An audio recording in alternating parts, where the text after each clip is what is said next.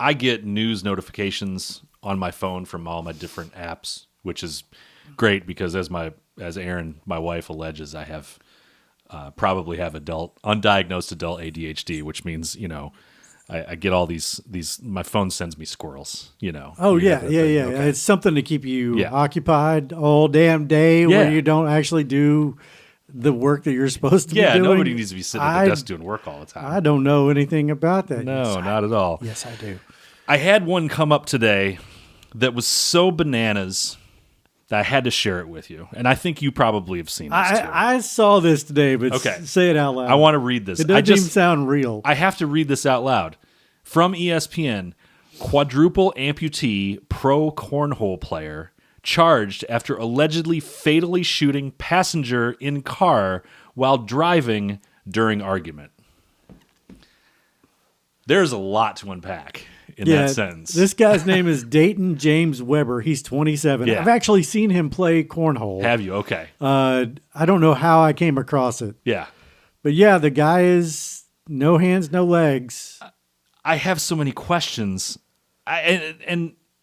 He's not charged with a shooting, charged with murder. Charged with murder.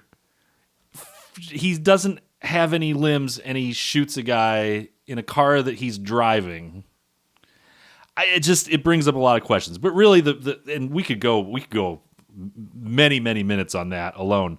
But it was such a bananas headline that honestly, my first reaction was that has to be some kind of like AI hallucination.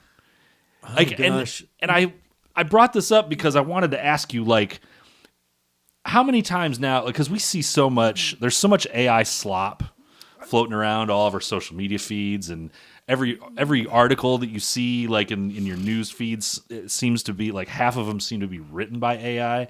Like, are we getting to the point where when a quadruple amputee pro cornhole player is accused of murder for shooting somebody in a car that he's driving, that it's so wild that we're not even going to believe a legitimate news report? I mean, get that crazy? I looked at that the same way you did, but I saw it on ESPN, so I was like, well, that's legit, because ESPN as an organization is still pretty good at doing sports news. Right. So I was like, I knew that was real, but if I had seen that on a Facebook scroll, I would have laughed and thought it was like from the Onion. Yeah, it's crazy. Because it sounds like an Onion headline. It does. But it really does. The problem with the world we live in right now, one of the many problems, but I guess a symptom of that problem is the Onion like almost should be out of business because you cannot write fiction that is worse or more odd than the truth right now.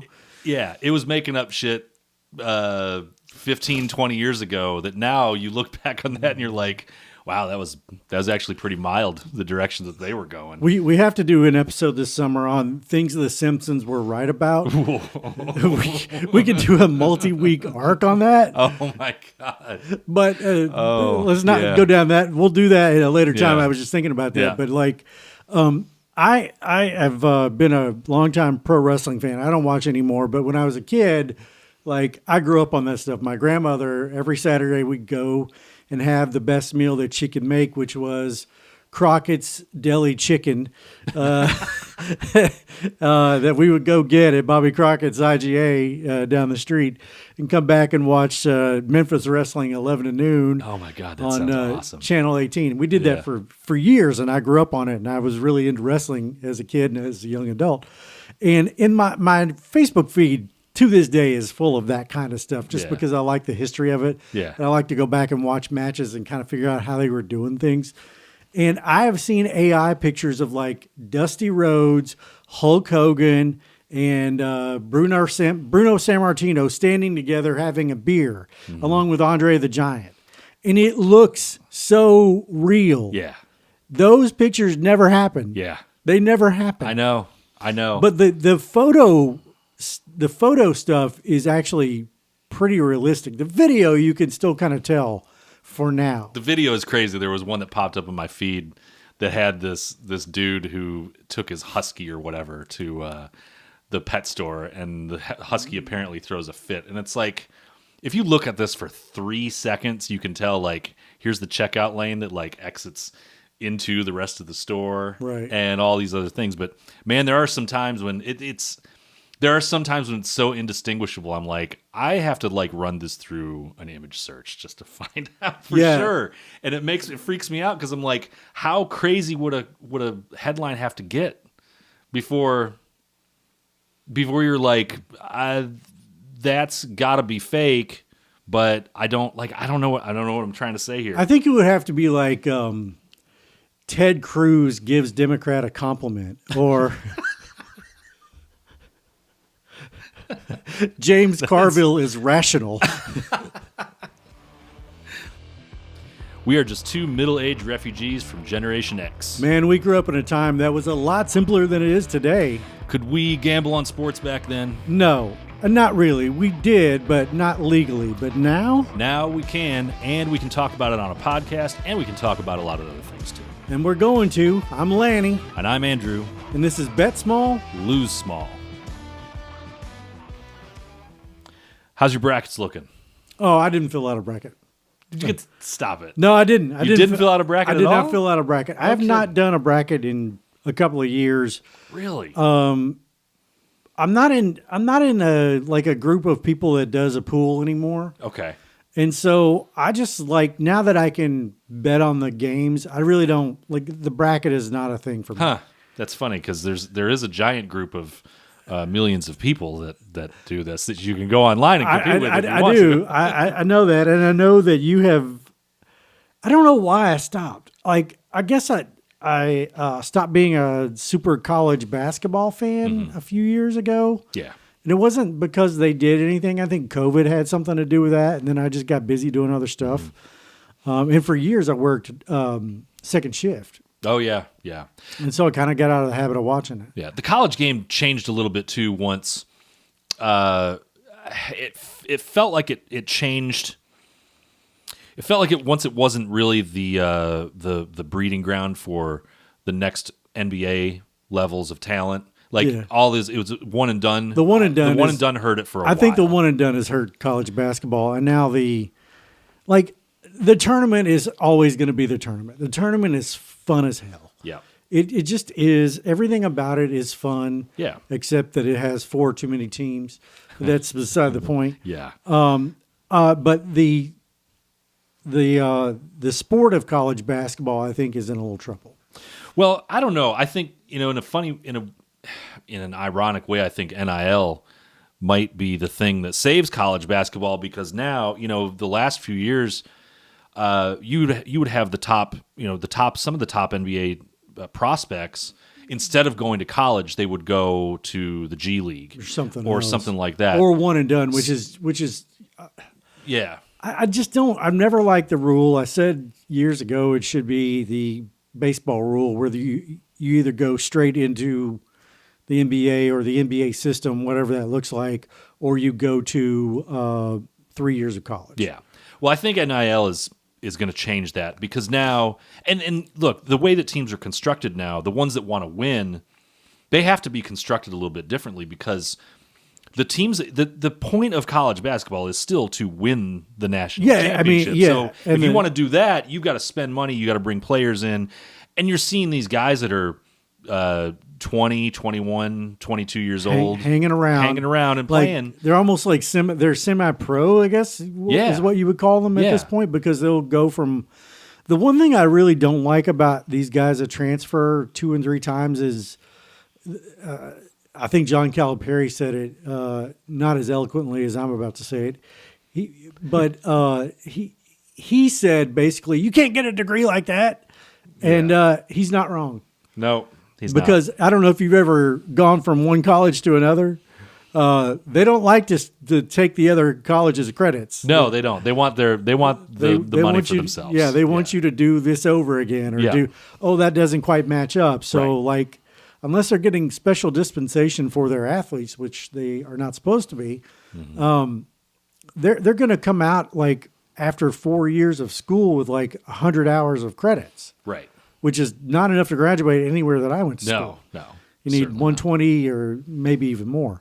And some schools are even 5 years now. So, Well, I think it's getting better. I think college basketball is getting better. I think you're seeing, because now that you've got the guys that are, some of these guys, look, there's plenty of players that are not ready to go pro, even though they clearly have the talent. Yeah. They're not ready to go into the NBA. It's better for them to play in college, develop the skills, physically develop a little bit more. I mean, you're a whole lot different at 25 than you are, or 23 than you are at 18. I mean, we saw a year of Shai Gilgeous-Alexander at Kentucky. Yeah. We saw a year Yeah. when he was 18 or 19. Yeah, 18, yep. And now he's probably the best player in the NBA. Mm-hmm.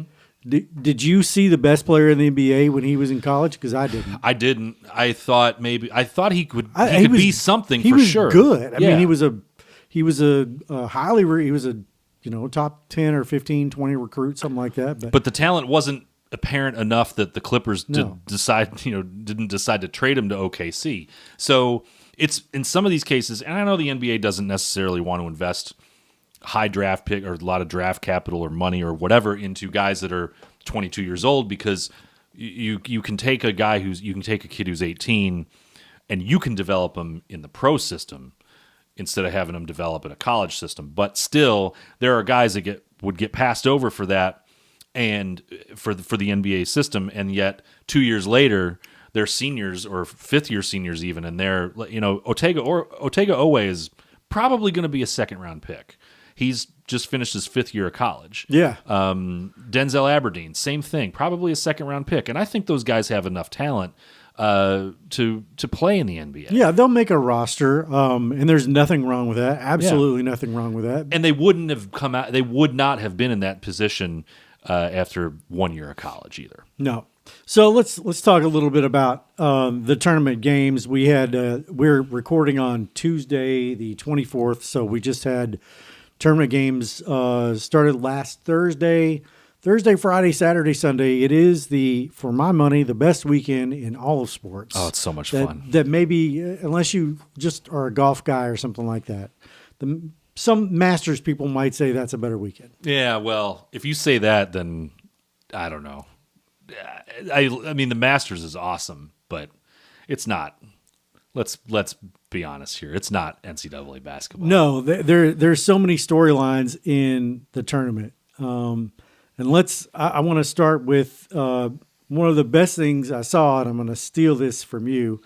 The Rick Pitino reaction to winning over Kansas. It has we are well familiar with Rick Pitino in Kentucky. Yes, very much. The New York transplant. He coached at UK, won a national championship, almost won a second. Some would say tossed a second, but left to go to the Boston Celtics at the time. What a disaster that was. A disaster. That was a flaming, unmitigated disaster. Showed back up in Louisville. Everyone was mad about it, or a lot of people were mad about it. I was never mad about it. No, I didn't but he care. coached at Louisville longer than he coached at Kentucky. Yeah, a lot. 3-4 years longer than Kentucky, didn't he? I don't remember exactly what the years were that he spent. And now he's at St. John's, and I guess this would be his final act after a lot of turmoil on his way out of Louisville. Old Rick is starting to look like He looks old. He looks like a sea monster. He's getting a little craggy in the face, and the eyes are bugging a little bit. But it's fun to watch him. It's fun to watch his team play. And yes, it was fun to see them beat Kansas. It's fun to watch him. I think I said this last week. It's fun to watch him coach basketball. Like you watch that guy operate, the way that he interacts with his players. He's always patting him on the back. And you know what I notice is every time he's talking to one of his players and he's obviously giving him a little bit of the business, as they're walking back to the bench, the player pats him on the back. Like, I'm sorry, coach, I won't do it again. It's just fantastic. Talk about this game. So there's a buzzer beater in the St. John's Kansas game, and there's an ISO camera on Ricky P, and he doesn't even react. He doesn't move at all. He just puts his head down and walks over to shake Bill Self's hand. I think you can kind of see him go. He kind of goes, yeah. And that's about it. That's it. Just Rick in his vampire suit, Not impressed. Not impressed with the proceedings. The other great thing I saw in the tournament was the Duke Siena game, because I had no bets on that game going into the game, and I got down a bunch of pesos on 3 different occasions and won them all because Siena was up, I think 13 or 15.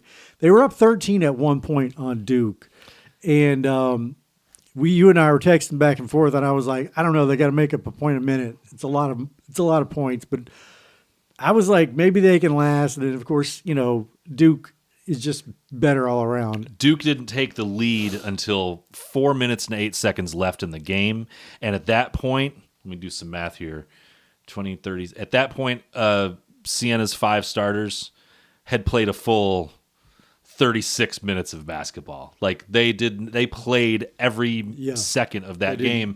And I actually got a couple pesos down on Duke at like minus 11.5 or something at halftime, because I was like, Siena's not going to win this. Like, as much as I like Jerry McNamara, and from my old, kind of my pseudo Syracuse fandom,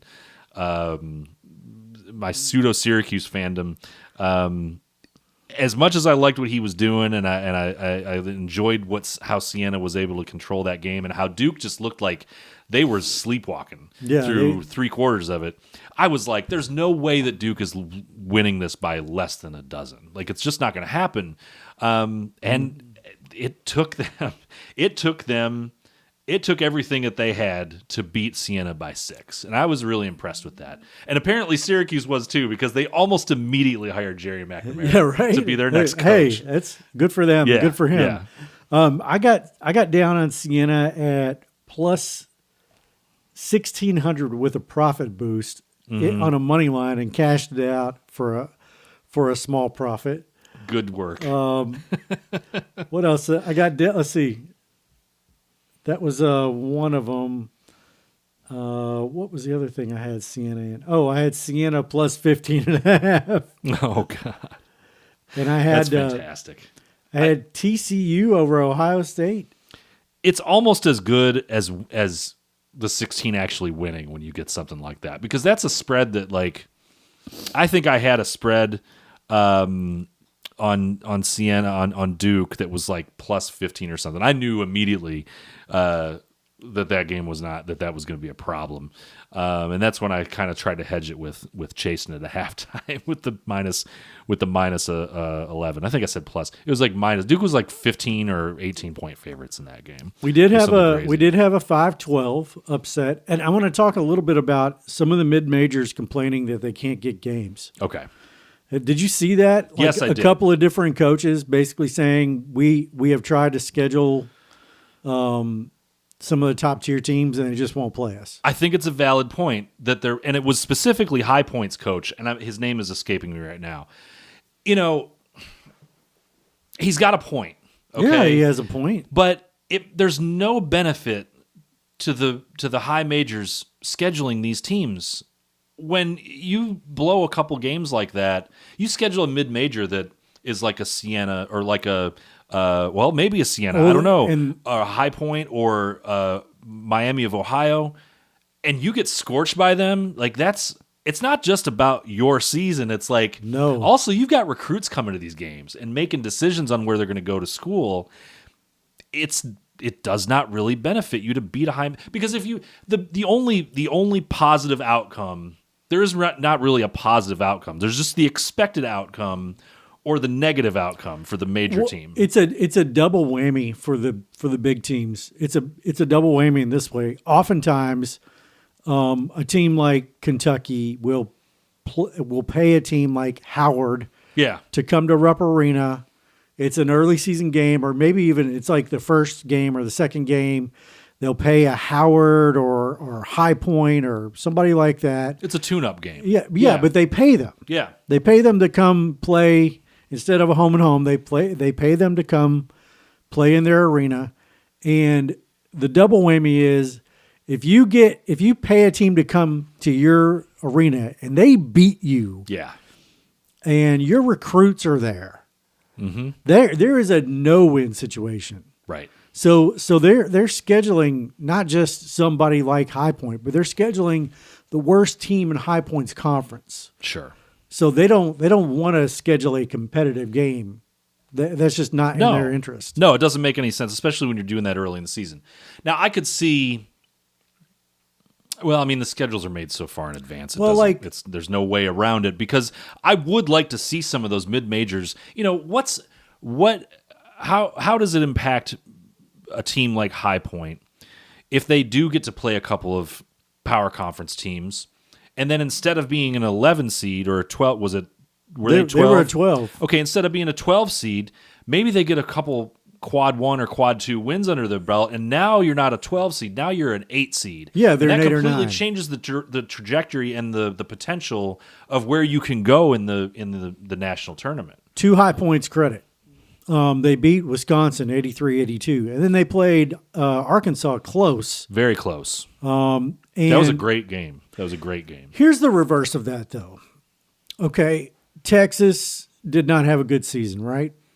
Sure. Not by Texas's standards. Texas has a good basketball tradition. Yeah, but they're an SEC school. Mm-hmm. They were not very good this year. They went 20-14. They finished middle of the pack in the SEC. They come in as one of those fucking play-in games, one of those 11 seeds. I don't know why those guys are why 11 seeds are in play-in games. They're in a play-in game. They win their play-in game. They come in, they beat BYU, then they beat Gonzaga. Yeah. So that is not a mid-major. That's an SEC team, a middle-of-the-road SEC team. But how good is that team? Well, now I will say they're as good as the record says that it says they are on the one hand, also good enough to make the Sweet 16 on the other. I called this one, by the way. Yes, you did. I just want to say I called this one. You got the short. Because the video short's out there. Yeah, so I'd said last week you had to watch out for Texas because they are the team that could beat BYU. The problem was that they were up against NC State in the play-in, and NC State had a legit chance to beat them, and at many points in that game looked like they should have.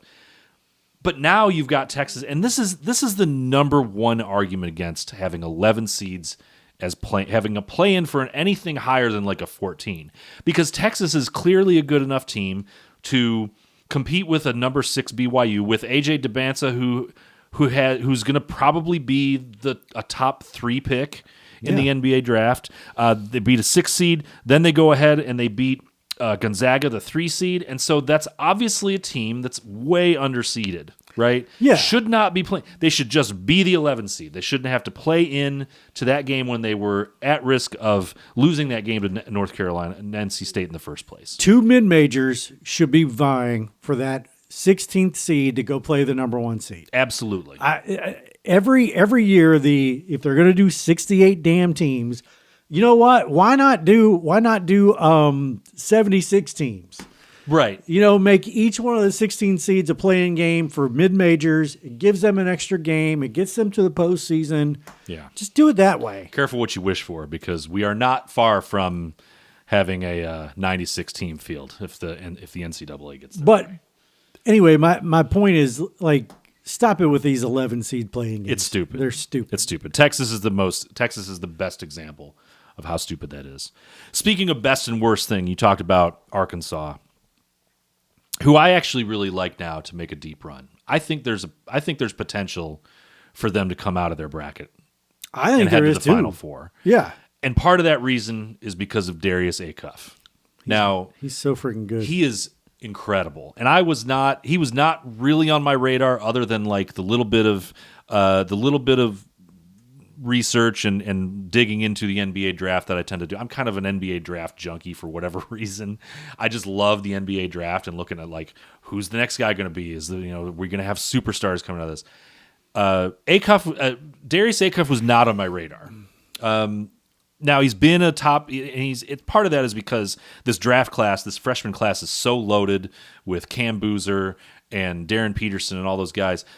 Darius Acuff, if you told me that he went 6th to like Milwaukee this summer, and in 5 years he's the best guy to come out of this draft class, I would not be surprised. I don't think that's a stretch at all. He is so freaking good. He is an elite scorer. He's the first SEC player since Pistol Pete Maravich to lead the conference in points and assists.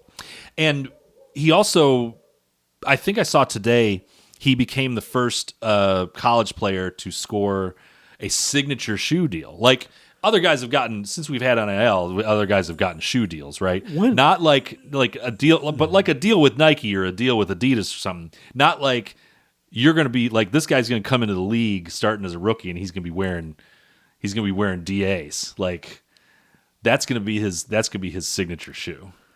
Isn't that's insane?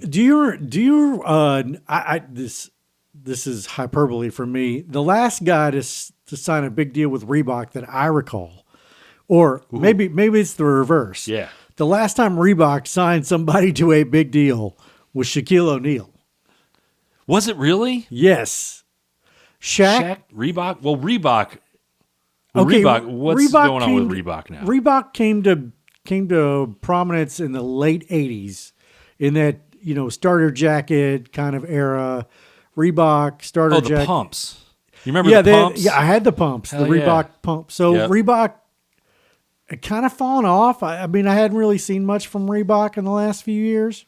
I believe Reebok is owned by somebody else now, but I got to look that up. It probably is. But anyway, this shoe deal, he's the first NCAA men's athlete to receive one with a major U.S. brand while still in college. Head of basketball at Reebok, Hide Osiferis. So I can't even. Jideosifeso. Hide Osifiso. LMNOPO. There you go. Okay. Anyway, let's see if there is any details to the deal. There is not. Okay. Okay. Excellent reporting. Thank you. By us. Good job by ESPN. Good job good job. This is according to ESPN. Sure. All right. Anyway, Darius Acuff, watch out for that guy. He's so freaking good. So good. He could end up, depending on, if Arkansas somehow makes, is there a chance that he's MVP of the tournament or something? I don't know. What's the MVP award for the tournament? It's most outstanding player. Most outstanding player, I believe, and he would have to probably win the championship to be that. The thing is, and after watching Cam Boozer, Cam Boozer is really, really good. He is ready to play in the NBA right now. He's probably never going to be like a number one scoring option for any team. He's going to be a defensive stopper. He's going to be a great passing big. He's just never going to be the guy that averages 32 in a season. Darren Peterson, I still don't know what to make of him. And when I look at like the games that Darren Peterson had, where he's kind of just going through the motions a little bit, doesn't seem to want the big shots at times. Darius Acuff is the guy that, man, I was just so impressed with him. And it's funny because now we've got Coach Cal is in a Sweet 16. Coach Cal won an SEC tournament. The UK women just yesterday made the Sweet 16 in the women's tournament. And here we have Mark Pope. Should we talk worst thing? I got a worst thing here. I think the worst thing I saw this week was UK fans' reaction to basically everything. Yeah, that's certainly. Calm down, Big Blue Nation. Calm down. There's people talking about, what's his buyout? Yeah, I saw a buyout talk for this is Mark Pope. We're Kentucky based, if you didn't know. Yeah. Born and raised here myself. Andrew is a longtime transplant. He's as Kentucky. He's more Kentucky than me. He's got a degree from the university. There you go. Yeah. I knew they were not going to beat Iowa State. I was not expecting them to get beat by 19. This is a thing that happened to Kentucky all year. They played really well in the first half. They shot very well in the first half, and that reflected that carried over into their defensive production in the first half. What I've noticed about this team the entire year, and I've watched a lot of games, and this is mostly Aaron wants to watch like every single UK game. Good. So I end up watching every one, even though there's really only 6 potential games at the end of the year that I care about. But one of the things that I'd noticed and that she and I had noticed all year is that as soon as they go cold on offense, it affects the way that they play defense. And they were letting Iowa State, and Iowa State was down their number one scorer, first of all. Once Iowa State sort of tightened up their defense and was preventing UK from scoring, from getting to the basket really specifically, it was like on defense they just were like, yeah, fuck it, we can't score anyway, so why play defense now? Guys were just going by them. They were giving up perimeter shots. It was tough to watch in the second half for a team that looked as good as they did through the first 29 minutes of that game. I'm sorry, 19 minutes of that game. It was shocking how much they kind of folded up at the end. UK last had a national championship in 2012. The time before that was 98. Mm-hmm.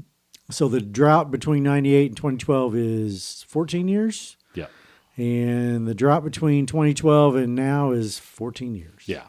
There's also the longest drought for Sweet 16s for Kentucky right now. I think it's 6 or 7 years. So, but we're not. But look, what's your worst thing? We're not firing Mark Pope. No, that doesn't make any sense. After 2 years, the best way for you to put basically on a billboard, nobody wants to. Don't come coach here unless you want to be put under the biggest fucking microscope of all time. That's the way to do it right there. You want no coaches. You want no big name coaches to come to UK.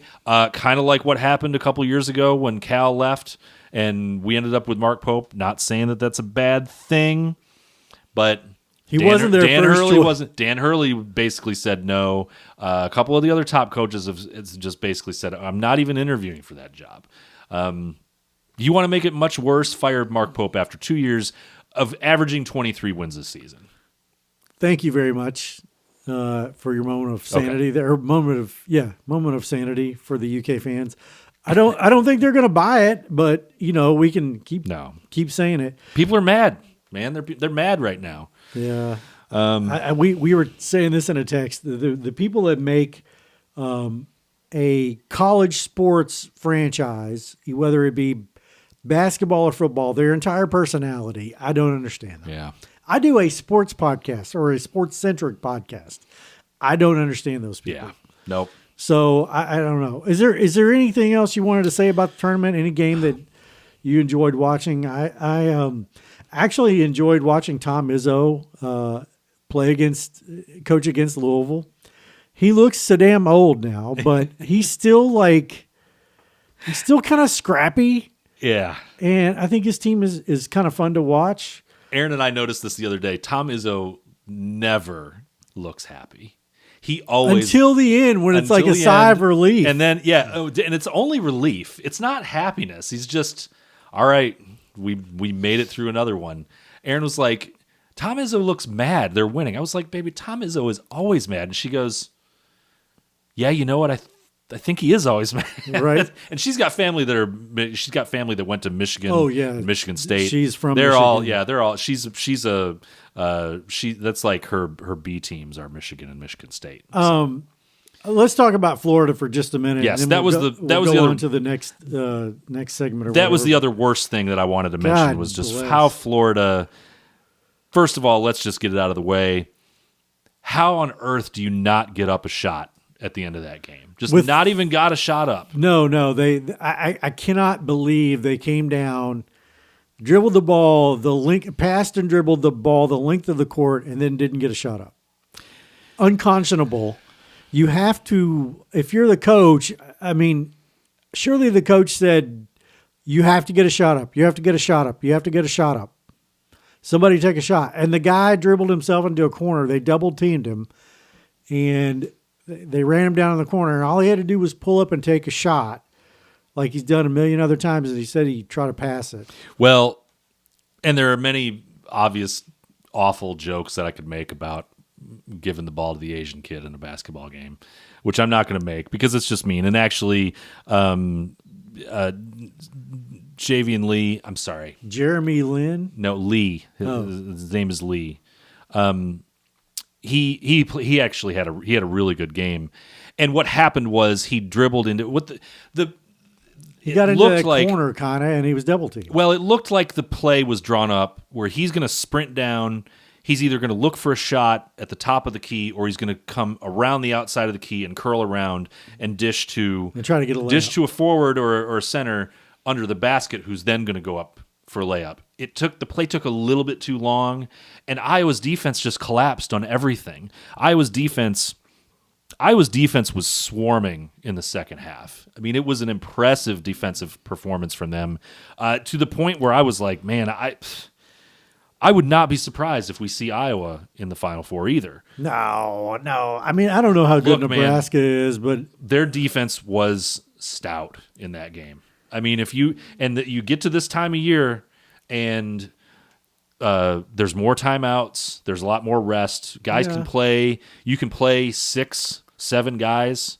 Hell, Siena played their 5 starters 40 minutes each. I think that Iowa team is going to be. I might even have a pick for you on that one, because Iowa is going to play Nebraska, and then I have to look at the bracket and see who they would play next after that. The winner of Illinois and Houston. Who trips up Houston this year? Because I think Kelvin Sampson's cursed. Well, is it Illinois? It could be Illinois. It could be Illinois, but if it's not, Iowa and Nebraska are both. Nebraska, who, by the way, sent out a full whiteout for most of their first 2 games. Wow. It was amazing. I was like, don't ever change, Huskers. What's happening here? Don't ever change. But Nebraska had never won a NCAA tournament basketball game until this weekend. Did you know that?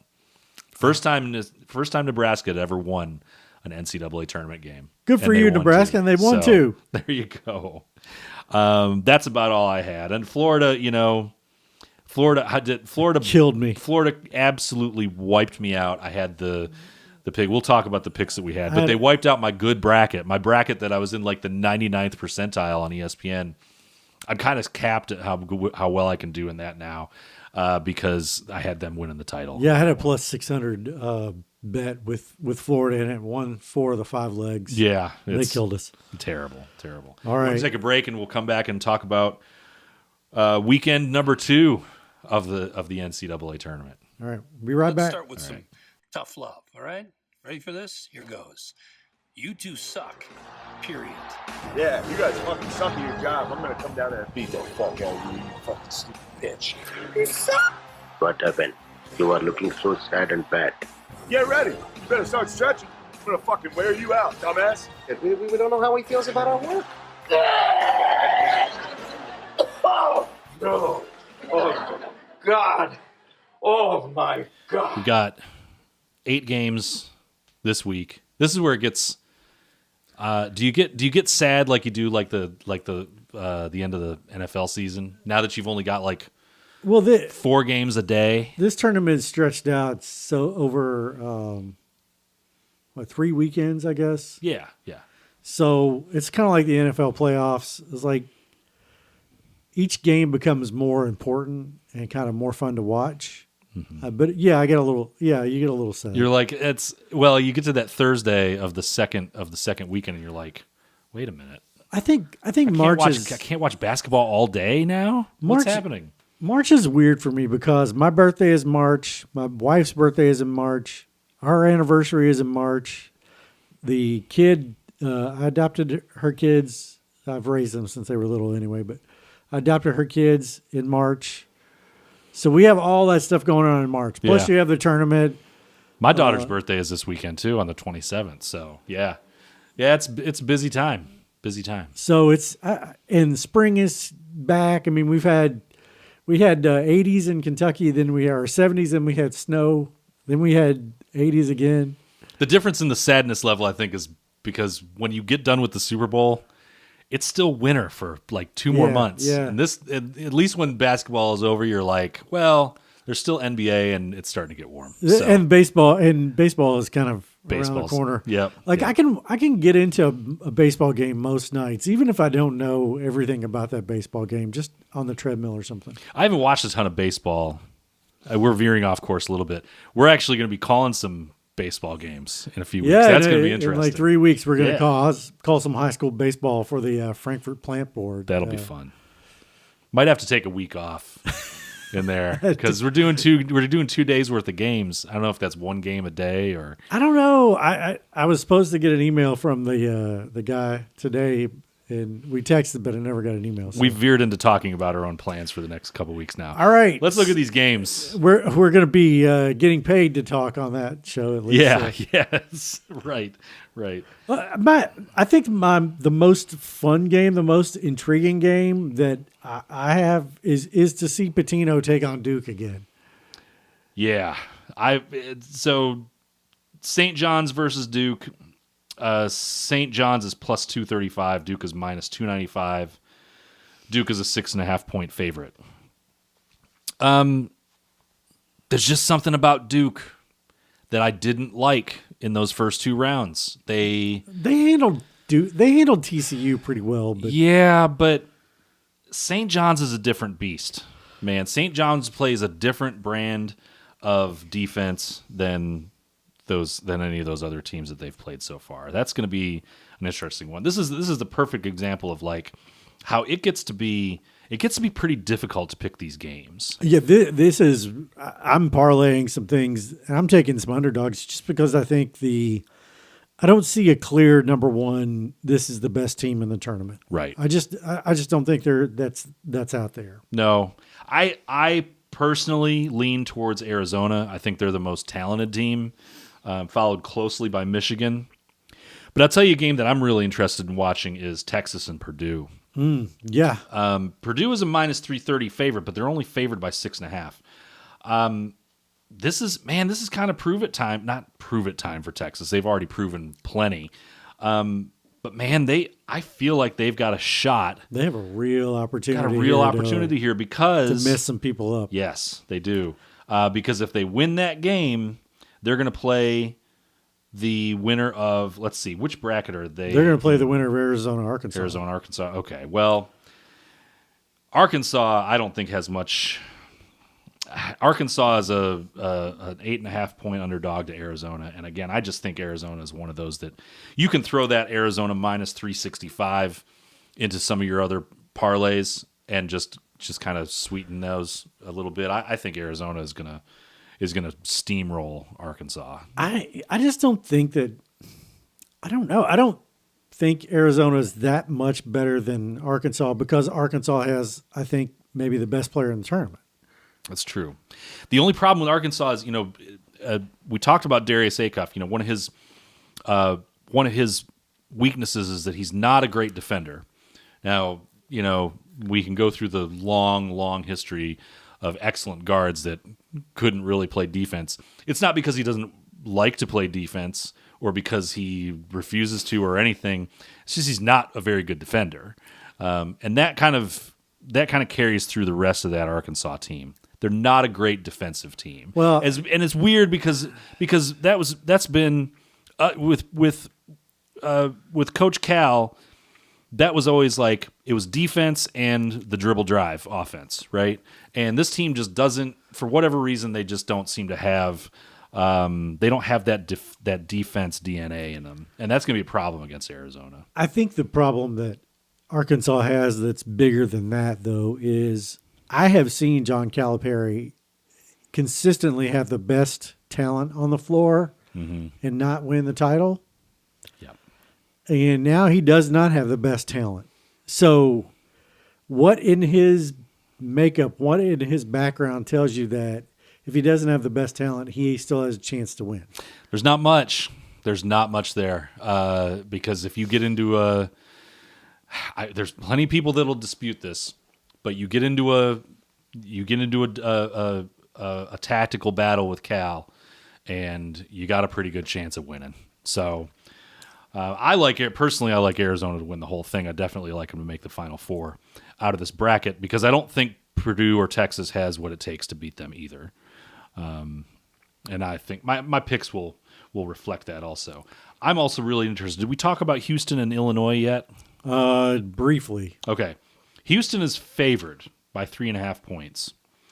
They're minus 164 favorites. Illinois is plus 136. Now, a lot of people pegged Illinois as a potential dark horse for the Final Four.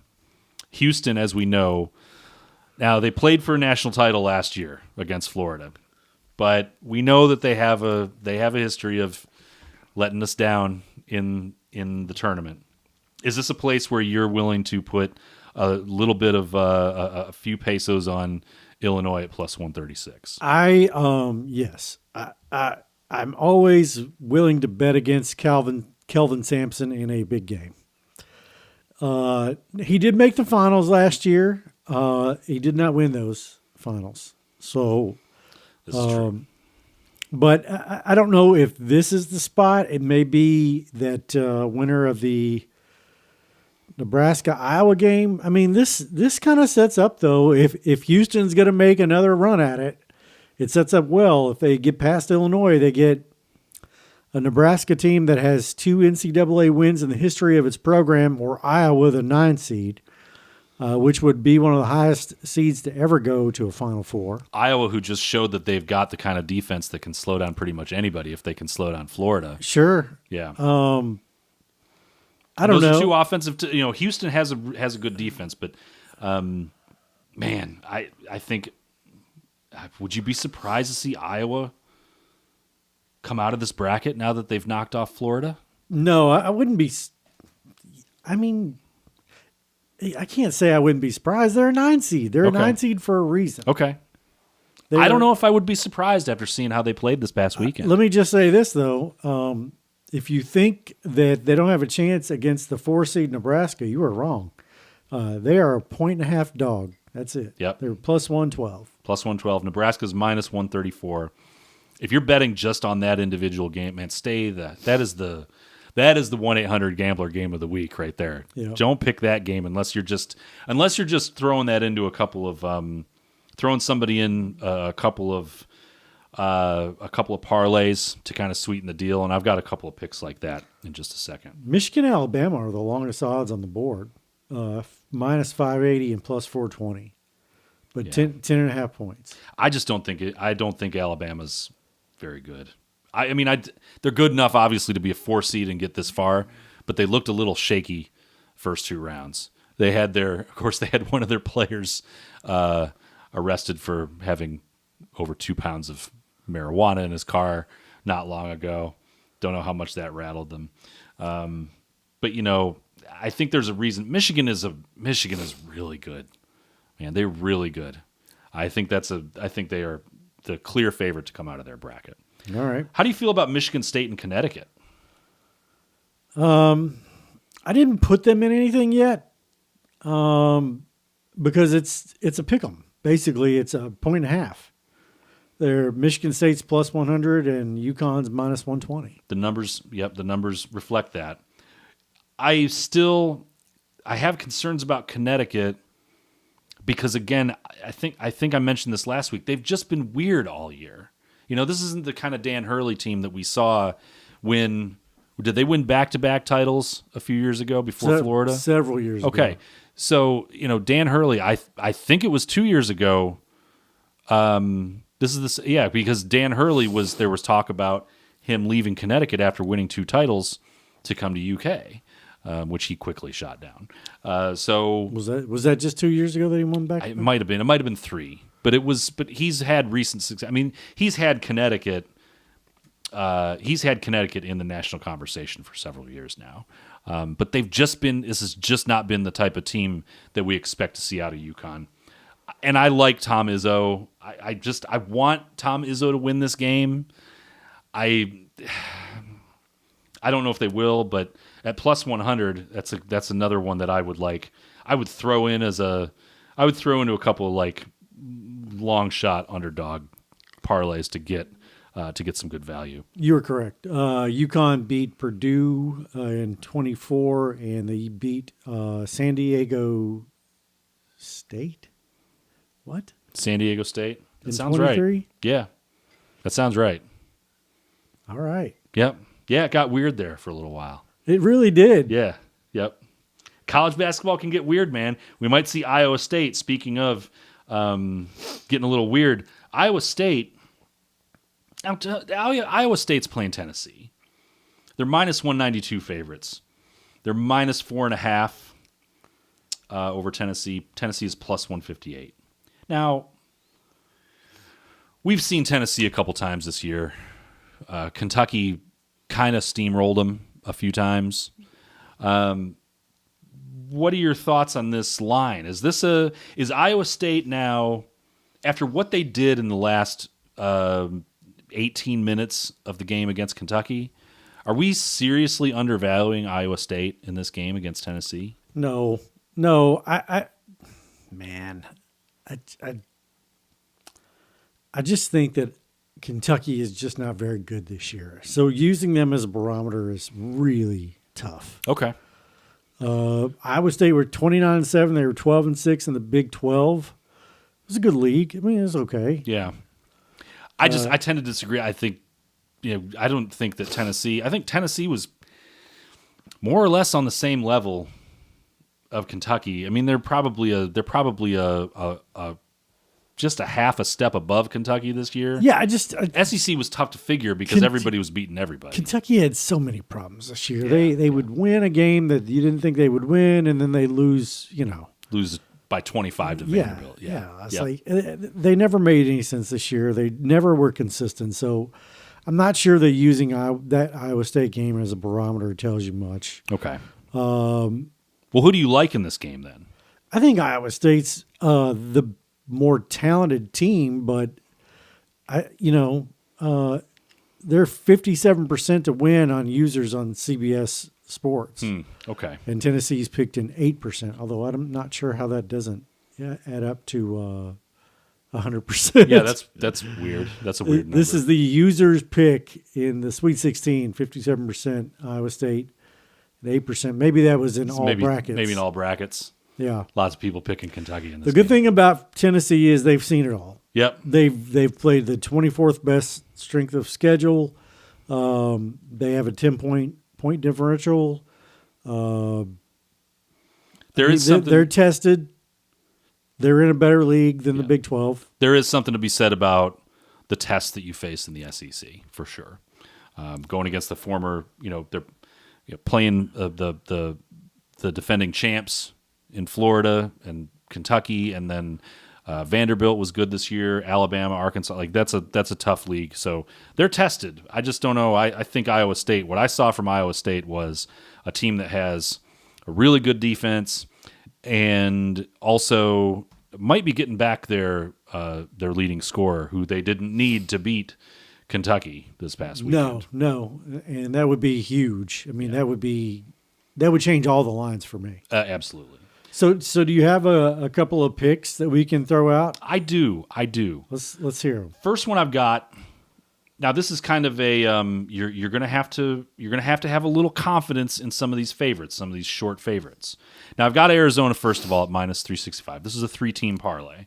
You put minus 365 Arizona with Connecticut over Michigan State at minus 120. Oh wow! And Iowa State at minus 192 over Tennessee. That can get you to plus 255. That's three favorites, even though a couple of them are short. You throw that Arizona one in there, it helps you out a little bit. But I've got a few pesos on that one. I think Connecticut, as weird as they've been, I'd like to see them beat. I'd like to see Michigan State win, but there's also something about how much does Tom Izzo get more. He seems to have teams that are better than the sum of their parts. This is the thing. Mm-hmm. He can take his'n and beat urine, and he can take urine and beat his'n. Exactly. He is that kind of coach. Yep. He is the kind of the opposite of John Calipari. Yeah. Where Calipari gets all the talent and maybe is not the strongest X's O's guy. Izzo seems to be able to get good talent and make them better. The issue here with that is that I just think he's going to run. You're running up, and if you're Michigan State, you're running up against. Once you get to the Sweet 16, everybody's good. Yeah, right. I mean, that's the hard part about picking this tournament. Yeah, so you're running up against. If you're Michigan State and you're making lemonade out of lemons, then it's going to be a little bit more difficult to beat somebody like UConn. I mean, UConn played a really good schedule. They went 31-5. Mm-hmm. Michigan State played in the Big Ten, which is no joke, 27-7, and they went 15-5 in the conference. But their strength of schedule is 14. UConn's 28th. Their point differential is almost exactly the same, 11-12. Their net ranks are 11-10. So it's just, it's really close. Yeah. These teams are pretty evenly matched. Yeah, I think you're right about that. All right. So What do you have? I've only got 4 picks here. Yeah, I've got 2. I've just got 2 parlays, and the reason I took these is because I think this tournament tends to be tight.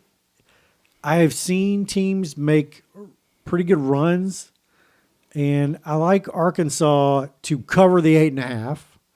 Okay. And I'm pairing that with Alabama to cover the 10.5 against Michigan, even though I think those are 2 strong teams they're playing, 2 talented teams. I just think that's too many points.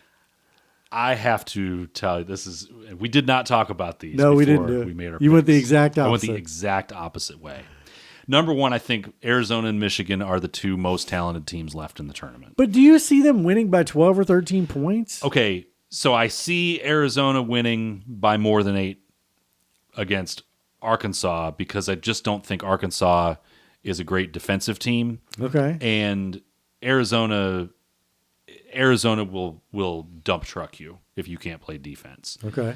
Michigan, I think, Alabama, I just don't trust Alabama, and I don't know why I don't trust them, but I feel like if it starts to get out of hand in this game, you're going to see Michigan all of a sudden, it's been within 4 or 5 points most of the game. All of a sudden you look up and there's 5 minutes left and Michigan's up 15.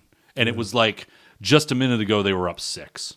And all of a sudden Michigan pulls away because Michigan's got depth too. That's something that Alabama does not have. So I think they can wear them out. But I put Arizona at minus 8.5 and Michigan minus 10.5 together, and I got plus 281 on that. I got plus 249. All right, excellent. That'll be a good face-off. That'll be good to talk about next week. See what we figured out.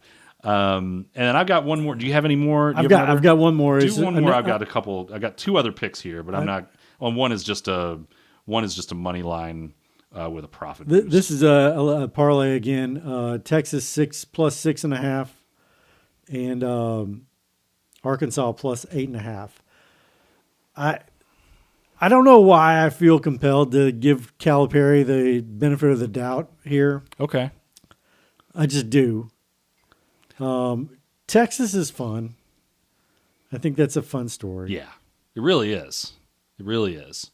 And look, we just gushed over Darius Acuff too. I mean, there's a scenario where he just leaves his body for 2 hours and puts up 35 and wills that team to a victory. Otega did that in the first round of the tournament for Kentucky. So Yeah. why can't the better player do that? I think it's Otega Owe, Whatever it is. not Owe Otega. It's Otega Owe. yeah. Otega Owe. Double O, man. Double O. All right, what's your other pick? All right, my other pick. Now, this is sort of what I did was I kind of hedged. Okay. Oh, you hedged. I kind of hedged against the Michigan because I think the Michigan State and Connecticut can go either way. All right. And I wanted to do something to sort of protect myself against it. Now I realize that I can lose both of these bets. But what I did was I kept Iowa State at minus 192 in this one, which was similar. My other parlay was Arizona, Connecticut, Iowa State money line at plus 255. But I've also got Iowa State, Michigan State over Connecticut, and then I've got Illinois plus 136 over Houston in that 2-3 matchup because I think this is the perfect place to see a Sampson-led team just kind of stub their toe. I think it's going to happen. Plus 617 for that parlay there. Damn. Yeah.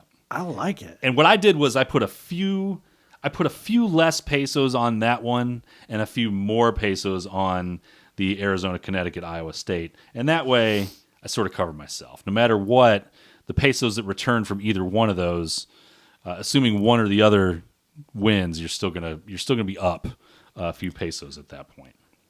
And then I threw a little, just for fun, I threw a plus 198 Illinois profit boost, 50% profit boost on them, just to have a little bit, because I think Illinois. I got the heebie-jeebies about Houston, man. I think this is the one. I think this is the one where where they let us down. I hate, it's maybe it's become too easy to bet on Houston to let you down. But they were also up on Florida in the national championship last year. Like, they did not give up on letting you down right up until the end. They were like, we're not even going to make it look like we're done letting people down. We're going to make it look like that right up until the last 2 minutes of the game. All right. So, Arizona, Arkansas, Duke, St. John's, Michigan State, UConn, Texas, Purdue, Michigan, Alabama, Tennessee, Iowa State, Illinois, Houston, Iowa, Nebraska. Who is your national champion? Right now I had Florida in one of my brackets. I have Duke in another bracket. Okay. That's more about playing the bracket game. I think that Arizona is probably the most talented You think team. that Arizona has the most talent? I think they do. I think that they're ultimately the ones, if they play to their talent level, they are the ones that will win this title. Now, do I think that they have everything top to bottom, whether you're talking about coaching, defense, offense? I don't know that they're better than a Michigan or a Duke in those areas, but I think they're more talented than the two. Does UConn's recent experience give them any sort of edge coming in to the last, 16 games? Who is it that has the experience on that team? Are there players on that team? I don't know the roster. Are we just talking about Dan Hurley? Because if you're talking about experience, Izzo's got him. Izzo's got more experience. Not winning the national championship. Well, not winning it. Okay, that's fine. I guess it could play a factor. It's just everything that I know about that UConn team. They just don't feel right this year. Okay, I feel like they're kind of scraping by. They're kind of clawing through these games and not doing anything to convince me that they've got what it takes to be in the Final Four. I have a friend that was born in Michigan that has been a Michigan fan since I can remember, even though he grew up mostly in Carlisle, Kentucky. Mm-hmm. And I'm pulling for Michigan for him. Okay, so you think Michigan's the national champion? I think they have a really good shot at it, even though I've bet against them, so to speak. I think it's as good a pick as any. We'll see. Right now, I'm riding Arizona. You're riding Michigan. We don't have a contest. No this, contest. I'm done wearing too many hats this year. When we come back, is one battle after another an homage to Terminator 2? That's an online theory going on. You called it a ripoff of Terminator 2 earlier. I'm interested in talking about it. Yeah, this is going to be interesting. We'll take a quick break.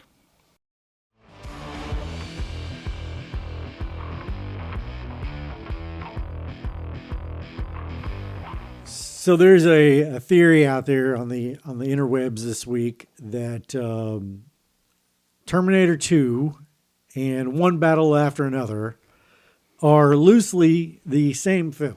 Okay. And Paul Thomas Anderson has, whether you want to call it an homage or straight up ripped off James Cameron's Terminator 2. That's a theory posted by several folks. Okay.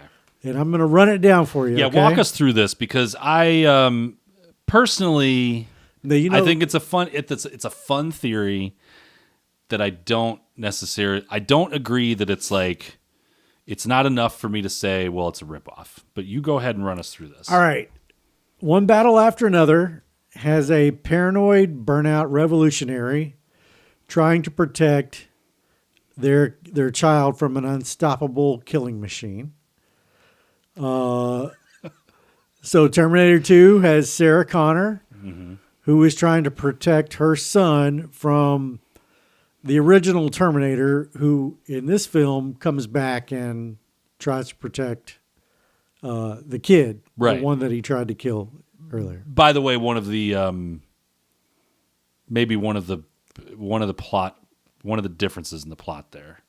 Because I don't think Lockjaw. Well, go ahead with the other. Well, parts. Lockjaw is part of is supposed to be part of Skynet, which is a bunch of oligarchs that are In one battle after another, the Christmas adventurers are a bunch of oligarchs that are trying to run the world. Right. In Terminator, Skynet is the big evil empire that's It's the machine in the sky. It's the Christmas Adventurers Club, basically. Right. I get you. Okay. Go on. There's a big car chase in both of these films that end the films. Okay. And they're both cool as hell. Aren't there several car chases in? Yeah, there's several. Well, there's several car chases. Several car chases Okay. in Terminator 2. Okay. There's a motorcycle chase, most famously. Yeah. Through the semi motorcycle chase. the Yeah. Los Angeles River. God, it's just a great sequence. All time, like Hall of Fame sequence in Terminator 2. Yeah. Yeah. So There's another one that you're missing. You haven't mentioned yet. All right, go ahead. There's a couple others that you haven't mentioned. The leather jacket, right? Yeah, that Willow wears. Willow wears a leather jacket that is reminiscent of Arnold Schwarzenegger's leather jacket in Terminator 2. And what was the other one? There was one more, and this is where you lost me. Is that the Terminator, played by Arnold in Terminator 2, is a parallel to Benicio del Toro's character, the sensei, in One Battle. He's the analog Who sacrifices himself. Benicio del Toro did sacrifice himself by getting caught by the police. That's where you lose me, right? Because I don't think that you can get you can't make that stretch to me. The Terminator 2 was far more centered on Arnold Schwarzenegger's Terminator than One Battle was on Benicio del Toro's Sensei, as far as I'm concerned. Sensei was a connective tissue to the revolutionaries and to Leo's character and to Willa, the daughter, but it wasn't like the focus of the movie, and that was kind of I mean, you think about Terminator 2, you think of Arnold first and foremost. But Sensei was tied in more ways than we knew. Like, he knew about Bob. He knew about Bob. He had trained Willow. He was one of the protectors, and he was also a guy that was protecting lots of different folks. Okay. So it wasn't just that he was in the right place at the right time. Okay. So, okay. It's an interesting theory. It's fun. The way that you presented it to me today was... I sent you a video. Yeah, and I watched it. It's presented as though One Battle is more or less a ripoff, which I would never, ever... There's no way Paul Thomas Anderson is ripping off another movie. Now, no. I would take it. I would take some of the little, let's call them Easter eggs. Let's call it paying homage to Terminator 2, because what we do know about Paul Thomas Anderson is that he's always had high praise for James Cameron, who is the director of Terminator 2. He claims that seeing Terminator 2 was what led to him dropping out of film school or high school. He dropped out of film school at NYU basically because one of the professors disparaged Terminator 2. And said it was shit. Yeah. I remember when Terminator 2 came out, and it had that Use Your Illusion from Guns N' Roses theme song in it. Yeah, You Could Be Mine. Yep. You could be. Yep. Yeah, nobody wants me to sing. No, especially me. That's true. It was a phenomenon. It really was. You want to talk about stuff? We talk about Gen X stuff on this show. Man, was there a bigger... I mean, I can think of I remember Terminator 2. I remember the first Batman movie with Jack Nicholson. And then I remember I want to say, Pulp Fiction, it's a little bit later on, but in the 80s, the big movies, it was Ghostbusters was in there, huge. Back to the Future, but Terminator 2 was part of the fabric of being... Terminator 2 was 1991. 91, okay. So it was right around that time, and also what was changing around that time was music was changing. Yeah, very much so. There were a lot of cultural things that were changing. And and Terminator 2 just slotted right in there, and it was a technical marvel. Oh. A lot of the things that Cameron was able to do with the liquid T1000. I think that's right. But Anyway. I mean, that was like Way beyond what they thought was what anybody thought was millions and millions of dollars to make that. And then Jurassic Park comes out 3 years later. Yeah. And some of the copies you see now on cable are not the best, but if you saw that in the theater on a first run 35 millimeter, It was unreal. it was Absolutely unreal. It was like AI before AI. Yeah. And some of that stuff that Cameron did and some of the stuff that happened that they did in Jurassic Park was not duplicated again for a long time. Not like in nobody the same really way. was not in the same way, not with the same. I mean, people try to use that stuff, but it was really, that was the first time it was done. So a frame of film, or a frame of, well, actually, let me back that up. A frame of video is 30 frames per second. There's 2 fields in a frame. Okay. I imagine that making 1 second of that dinosaur footage or 1 second of that liquid metal or whatever that was a lot. Yes, I would say so. Frame by frame, I'm sure. Yeah. On computers that would not power like a Toyota Camry now. No, they didn't even have a gigabyte of memory. Right. So yeah, that had to be painstaking, and I really probably had to take some technological innovations just on the hardware side I don't know. I to can't get even, it done. I have to go back can't and I'm imagine. sure there's a documentary about Yeah. how it was done. That'd be great. I don't know. I think it's most likely that Paul Thomas Anderson was like, I like. Maybe he didn't even realize it. Maybe he didn't. He adapted. Oh, come on. Now, but he did adapt.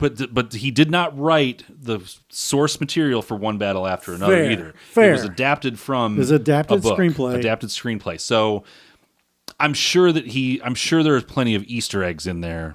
The leather jacket. The leather jacket is one. But I have a hard time believing that those characters were modeled after parts of Terminator 2. Well, where's Perfidia in Terminator 2?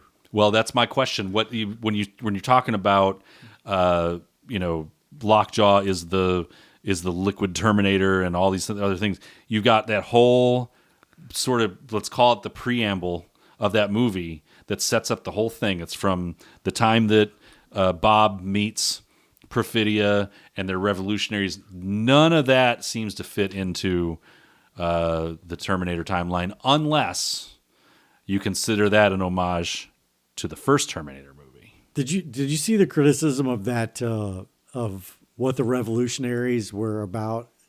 Basically, they were like, "I've been part of revolutions, real ones. That one looked fake." Well, I mean, it's I think we've talked about this before.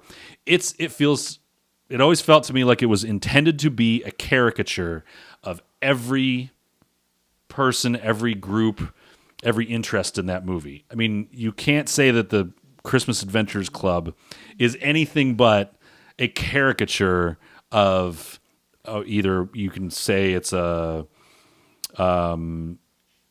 rich white It's very much oligarchs that. Yeah. or whatever else you want to say. You can say that the revolutionaries are caricatures of revolutionaries who don't seem to have a real solid point to what they're doing and Right. don't seem super organized and not also prepared for what happens when they get busted. And you can, it's all supposed to poke fun, I think, at all the elements that it brings into that movie. The scene of Lockjaw coming back after he gets out of this truck, he can't be killed. That was another one of the Terminator things. Yeah, He can't be that's right. killed. He gets out of the truck and walks out of there, and his face is a wreck, and one of Yeah. his eyes is a mess, and he's just so happy to be a Christmas adventure, and they just straight up murder him. Just It's murder awesome. him. Speaking of, well, no, this is a terrible. That transition. is not a good. I know where you're going. Speaking and of, stop. no, backtrack. So I'm doing a documentary on a plane crash that happened in Lexington, Kentucky in 2006. Yeah. This week, there is a plane crash that happens in LaGuardia where the pilots are killed. A plane runs into a fire truck on the runway. Have you seen this? I have. Yep. Seen the Okay. video. I've heard the audio. The audio is pretty disturbing. Oh, it's yeah. Go ahead. All right. The thing that comes out of this disaster, this accident, is this a female stewardess. Stewardess is wrong. Flight attendant is what thank we you. call them now. Yeah. Flight attendant. Until I don't Thanks. fly much You anymore. flying on Pan Am later Right, today? right. Female flight attendant is thrown 300 feet out of the plane. Thrown That's out bananas. of the plane. In her jump seat, In right? her jump seat. Yeah. And lives. With a broken leg. I need to hear from this woman at some point. And I need to hear what that experience was like. And maybe it's a morbid curiosity on my part. That is a football field. Yeah. Yeah, it's ridiculous. And to survive that, first of all, the fact that we did not have more fatalities other than the pilot and co-pilot is an absolute miracle. And it's sad that they died, but I like this is the exact same kind of plane that the 5191 crash that I am doing the documentary on. Is it really? Yeah, this is a CRJ 900. That was a CRJ 200. It's just a longer version. It's just the newer model. Okay. Essentially, but it's Okay. a twin engine that sits kind of on the back, not on the wings, and it's just crazy. Yeah. And to me it sounds like it was one of those things, a lot of these accidents come down to human error.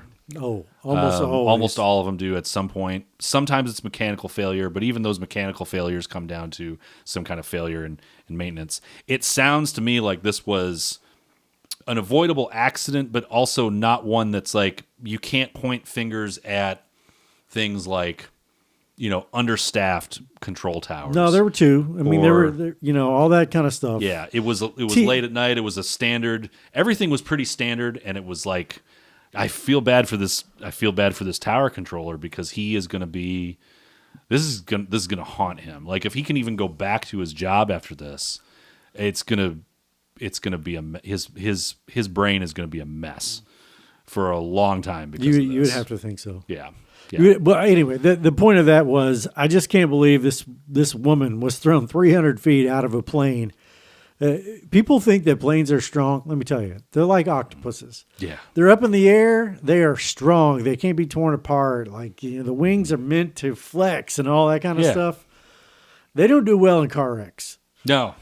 There's a lot of hollow space. There's a lot of flexible materials, lightweight materials. They don't take and if you've ever seen like an ambulance or a fire truck hit something, oh gosh, it would be like watching a defensive tackle in the NFL just absolutely blindside like a 12-year-old. Like these machines are made to go through things. They're bigger than you think. They are much bigger and much heavier than you think. So that's basically hitting a brick wall. Or some kind of a concrete abutment at going, 200, 120 miles an I don't know hour. how fast the plane was going, but they tried everything they did. Landing speed is usually about 150, 140. I just thought it was when I saw this story, I was like, oh my gosh, this horrible plane crash. And then it's like only the pilots are dead. I feel sorry for the pilots and their families. But like when it's the two pilots or like the entire plane, you're like thankful for the rest of the plane. Yeah. And then this woman gets ejected. I'm just like, that's insane. How? There's got to be. I'd hate to say I can't wait to hear her story, but wow, I really want to hear her story. I want to hear her story. I want to hear her story. And I'm just glad that it doesn't appear to be attributable to all the other external factors that we have going on in the aviation industry and whatever you want to say about the regulatory issues that we have right now. At least it's not that. It sounds like, man, it was late at night. Somebody screwed up. It was an unusual scenario, and somebody screwed up. All right, we have games starting back Thursday. It looks like I'm just trying to look at the schedule here. Thursday, there's Friday. Let's see, Thursday 7:10 p.m. Man, they don't. I hate when they all of a sudden we're not starting at like Texas 12:15. I know Texas Purdue on Thursday at 7:10, and then Arizona Arkansas Thursday at 9:45, and then Friday you've got Duke and St. John's at 7:10, 9:45 Michigan State UConn. Thursday 7:30 Iowa Nebraska. Thursday 10:05 Illinois Houston. So I think it's TBS and CBS. It's all those. Do they do the 4 networks this time? They don't. They take out True TV and TNT at this point. TBS. I think everything's on TBS and CBS. Okay, cool. What's your favorite game? What's the game you're looking forward to the most? I want to see. I guess it's either Michigan State and UConn, just because I want to see if Izzo still has it, or Illinois Houston. God, those are exactly the same ones that I was thinking. Those are the 2 that I'm going to be locked in on. We'll see. We'll see what happens. We'll be back next week to do another recap, talk about how poorly were you up or were you down? Oh, right, almost even. Almost even. Almost exactly even. If Florida had not lost, I would have been up many pesos. This is getting scary, man, because we're getting to be too much alike. We spent too much time in this room over the last 8 months. So, all right. Find us on YouTube, Instagram, Facebook, TikTok. If we got a little warning on TikTok. Oh wait, let's talk about this for a second, because I've got some advice for anybody out there that's doing a gambling podcast. We learned the hard way last week that do not ever talk dollar figures in a podcast about gambling. No, you cannot. Ever. They don't like it. And we'd talked about this before, how some of our favorite podcasts that talk gambling don't ever seem like. I think at one point I said I think it might be actually like kind of uncouth to talk about money. It's not just that, like they will tell you, like you have a strike against you now. I always wondered why they talked in units instead of like actual dollar figures. Yeah. Now I know. Yeah, so we got a warning on TikTok. Yeah, podcasters out there, do not use dollar figures. This is why we spoke in pesos. Aaron suggested that we use our unit become avocados or rubles or something. Avocado, yeah. Well, rubles are almost like too invaluable, and avocados are too expensive. Like avocados are pricey, man. I'm not betting those things. Find us on the socials, our YouTube, Spotify, and Apple Music. Thank you. Bet small, lose small at gmail.com if you'd like to drop us a note. And we will see you next week.